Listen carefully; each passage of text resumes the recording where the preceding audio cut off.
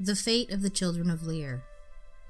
It happened that the kings of Ireland met to determine who should have the head kingship over them, and King Lir of the Hill of the Whitefield expected surely he would be elected. When the nobles went into council together, they chose for head king Dearg, son of Dagda, because his father had been so great a druid and he was the eldest of his father's sons.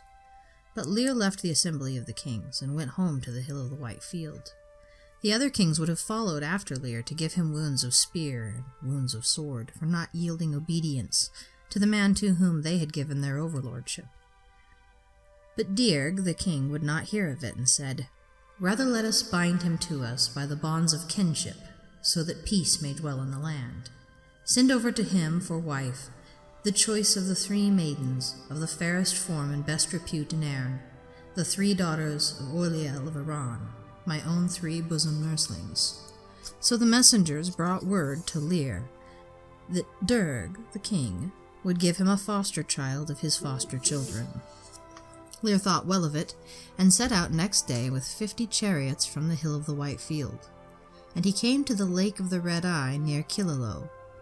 And when Lir saw the 3 daughters of Oiliel, Dearg the king said to him, "Take thy choice of the maidens, Lir." "I know not," said Lir, "which is the choicest of them all, but the eldest of them is the noblest. It is she I had best take."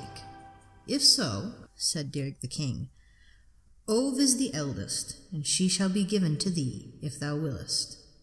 So Lir and Ove were married, and went back to the Hill of the Whitefield. And after this there came to them twins, a son and a daughter, and they gave them the names Fingula and Aud. And 2 more sons came to them, Fiachra and Con. When they came, Ove died, and Lir mourned bitterly for her, and but for his great love of his children, he would have died of his grief. And Dearg the king grieved for Lir, and sent to him, and said, "We grieve for Ove for thy sake, but that our friendship may not be rent asunder, I will give unto thee her sister Oifa for a wife."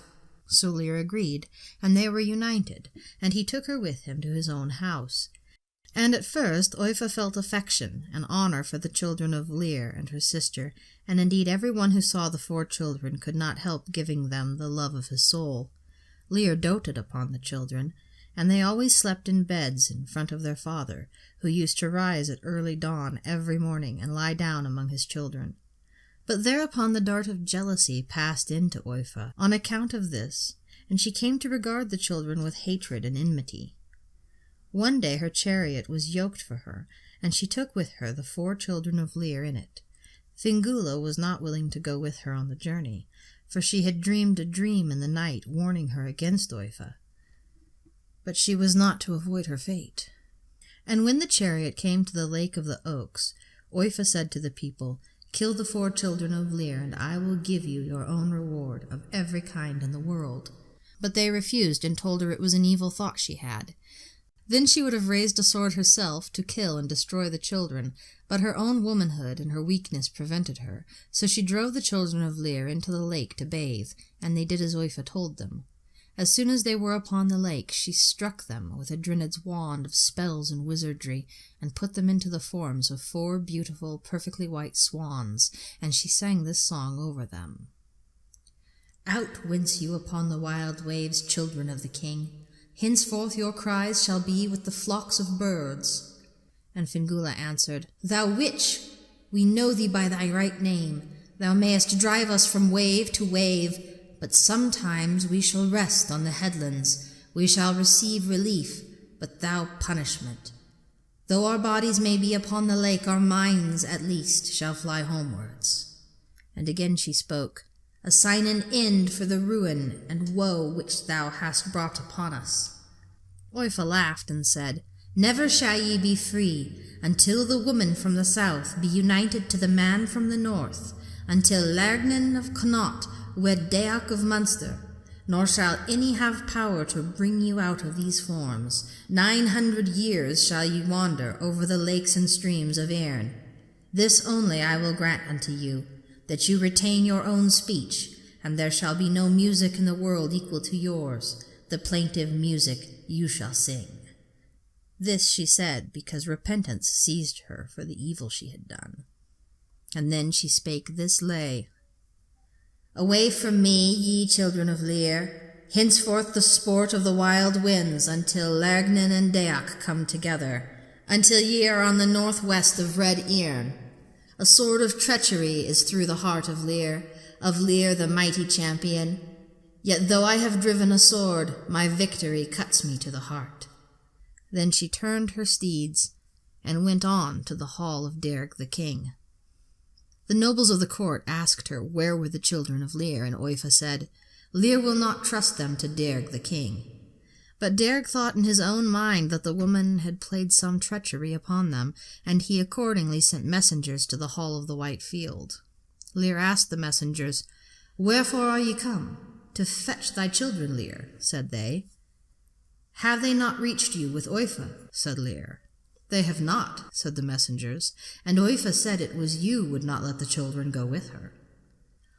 Then was Lir melancholy and sad at heart, hearing these things, for he knew that Oifa had done wrong upon his children, and he set out towards the lake of the Red Eye. And when the children of Lir saw him coming, Fingula sang the lay, Welcome, the cavalcade of steeds, approaching the lake of the Red Eye, a company dread and magical surely seek after us. Let us move to the shore, O Ead, fiacre and comely calm. No host under heaven can those horsemen be, but King Lir with his mighty household. Now, as she said this, King Lir had come to the shores of the lake, and heard the swans speaking with human voices. And he spake to the swans, and asked them who they were. Fingula answered and said, We are thy own children, ruined by thy wife, sister of our own mother, through her ill mind and her jealousy. For how long is the spell to be upon you? Said Lir. None can relieve us till the woman from the south and the man from the north come together, till Lergnen and Knot wed Deach of Munster. Then Lir and his people raised their shouts of grief, crying, and lamentation, and they stayed by the shore of the lake, listening to the wild music of the swans until the swans flew away. And King Lir went on to the hall of Derg the king. He told Derg the king what Oifa had done to his children. And Derg put his power upon Oifa, and bade her say what shape on earth she would think the worst of all. She said it would be in the form of an air-demon. It is into that form I shall put you, said Derg the king, and he struck her with his druid's wand of spells and wizardry, and put her into the form of an air-demon. And she flew away at once, and she is still an air-demon, and shall be so forever. But the children of Lir continued to delight the Milesian clans with the very sweet fairy music of their songs, so that no delight was ever heard in Earn to compare with their music, until the time came appointed for the leaving the lake of the Red Eye. Then Fingula sang this parting lay. Farewell to thee, Derg the king, master of all Druids' lore. Farewell to thee, our father dear, Lir of the hill of the White Field. We go to pass the appointed time away and apart from the haunts of men, in the current of the Moyle. Our garb shall be bitter and briny, until Deach comes to Lergnen. So come, ye brothers of once ruddy cheeks, let us depart from this lake of the Red Eye. Let us separate in sorrow from the tribe that has loved us. And after they took to flight, flying highly, lightly, aerially, till they reached the moil between Earn and Albain. The men of Earn were grieved at their leaving, and it was proclaimed throughout Earn that henceforth no swan should be killed.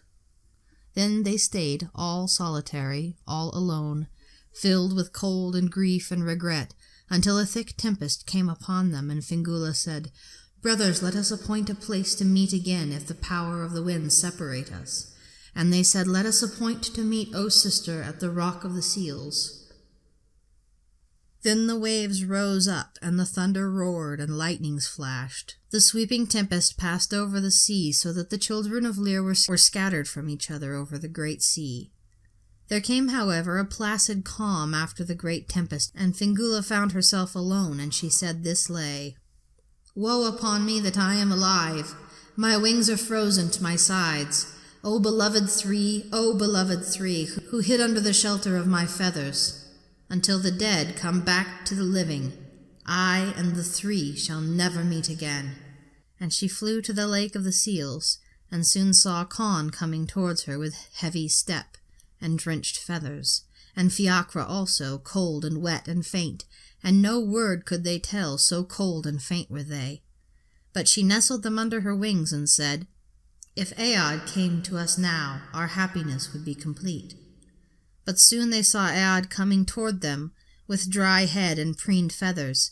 Fingula put him under the feathers of her breast, and Fiacre under her right wing, and Conn under her left, and they made this lay.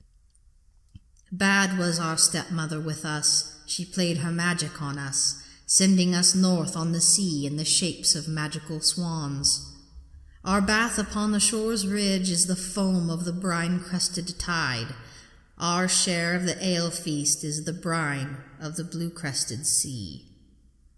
One day they saw a splendid cavalcade of pure white steeds coming toward them, and when they came near, they were the two sons of Dearg the king, who had been seeking for them to give them news of Dearg the king and Lir their father.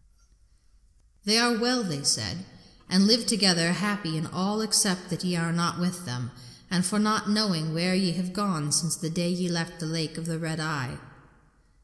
"Happy are not we," said Fingula, and she sang this song. "Happy this night the household of Lir, abundant their meat and their wine. But the children of Lir, what is their lot? For bedclothes we have our feathers. And as for our food and our wine, the white sand and the bitter brine, Fiacre's bed and Conn's place under the cover of my wings on the moil, Aod has the shelter of my breast, and so side by side we rest." So the sons of Dearg the king came to the hall of Lir and told the king the condition of his children. Then the time came for the children of Lir to fulfill their lot, and they flew in the current of the Moyle to the bay of Eris, and remained there till the time of their fate. Then they flew to the hill of the White Field, and found all desolate and empty, with nothing but unroofed green raths and forests of nettles, no house, no fire, no dwelling place. The four came close together, and they raised 3 shouts of lamentation aloud, and Fingula sang this lay. "Ohun, it is bitterness to my heart to see my father's place forlorn. No hounds, no packs of dogs, no women, and no valiant kings. No drinking horns, no cups of wood, no drinking in its lightsome halls. Ohun, I see the state of this house, that its lord, our father, lives no more. Much have we suffered in our wandering years, by winds buffeted, by cold frozen. Now has come the greatest of our pain. There lives no man who knoweth us in the house where we were born."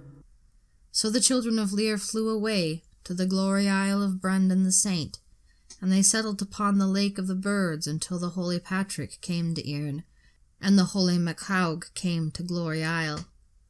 And the first night he came to the island, the children of Lir heard the voice of his bell ringing for matins, so that they started and leapt about in terror at hearing it, and her brothers left Fingula alone. "What is it, beloved brothers?" said she. "We know not what faint, fearful voice it is we have heard." Then Fingula recited this lay. "Listen to the cleric's bell. Poise your wings and raise thanks to God for his coming. Be grateful that you hear him. He shall free you from pain, and bring you from the rocks and stones. Ye comely children of Lir, listen to the bell of the cleric." And Macaug came down to the brink of the shore and said to them, "Are ye the children of Lir?" "We are indeed," said they. "Thanks be to God," said the saint. "It is for your sakes I have come to this isle beyond every other isle in Erin. Come ye to land now, and put your trust in me." So they came to land, and he made for them chains of bright white silver, and put a chain between Aod and Fingula, and a chain between Conn and Fiacre.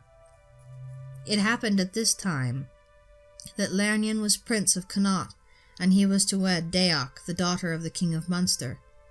She had heard the account of the birds, and she became filled with love and affection for them, and she said that she would not wed till she had the wondrous birds of Glory Isle. Lernion sent for them to the Saint Macaug, but the saint would not give them, and both Lernion and Deoch went to Glory Isle, and Lernion went to seize the birds from the altar. But as soon as he had laid hands on them, their feathery coats fell off, and the 3 sons of Lir became 3 withered, bony old men, and Fingula a lean, weathered old woman without blood or flesh. Lernion started at this, and left the place hastily, but Fingula chanted this lay.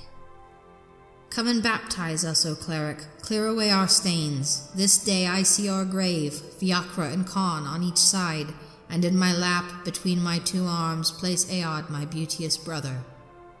After this lay the children of Lir were baptized, and they died, and were buried as Fingula had said, Fiacra and Khan on either side, and Aod before her face. A cairn was raised to them, and on it their names were written in runes, and that is the fate of the children of Lir.